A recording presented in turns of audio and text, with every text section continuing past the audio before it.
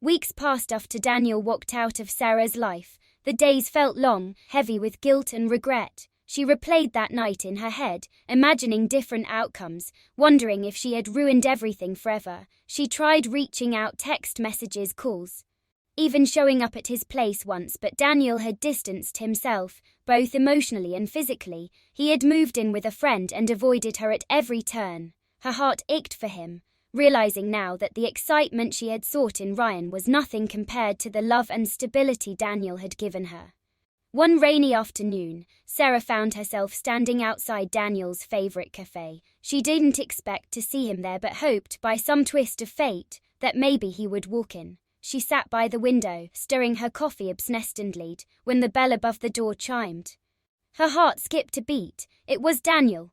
Their eyes met for the first time since that night. He hesitated at the door, clearly caught off guard by her presence, but something in his gaze softened as he approached her table. "Hey," he said quietly, taking a seat across from her.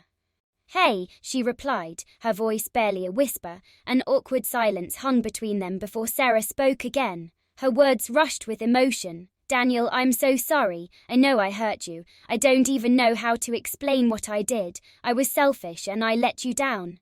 And I've been beating myself up for it ever since." Daniel looked at her, his expression unreadable. "Why, Sarah? Why wasn't what we had enough?" Tears welled up in her eyes as she struggled to find the right words. "It was enough. You were more than enough. I don't know. I got scared that things were too predictable, too safe. But I see now that I was chasing something that doesn't even matter. I threw away the best thing in my life for a moment of thrill," he sighed, leaning back in his chair. "It's not that easy.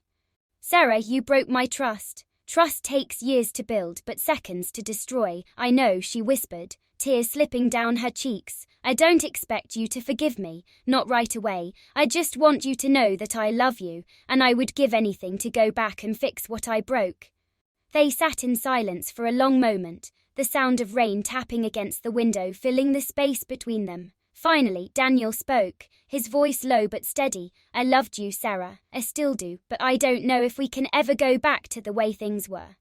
What we had was real, and I don't know if that kind of trust can be rebuilt." She nodded, wiping her tears. "I understand. I just needed to say it, to let you know how sorry I am." He looked at her, his eyes softening a little more. Maybe we can start from the beginning. I don't know if I can promise anything more than that right now, but I don't want to leave things unfinished between us." A glimmer of hope flickered in Sarah's heart. "I'd like that, even if it's just a start." They sat together for a while longer, talking quietly. As the rain continued to fall outside, it was far from a full reconciliation, but it was a step forward, a small opening for healing, for forgiveness, and perhaps one day, for love to find its way back.